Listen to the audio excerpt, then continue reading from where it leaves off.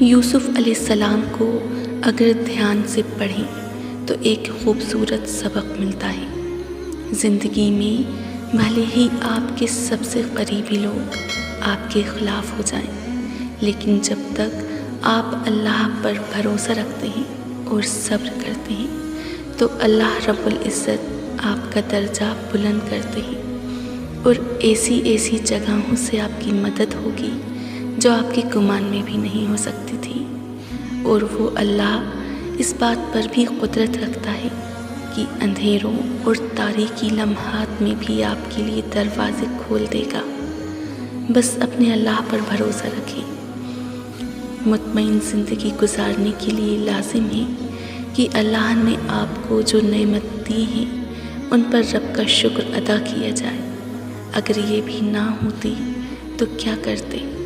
بس صبر سے رحمت کا انتظار کرو۔ جو چیز تمہارے لیے ہے یقین جانو وہ تمہیں مل کر ہی رہے گی۔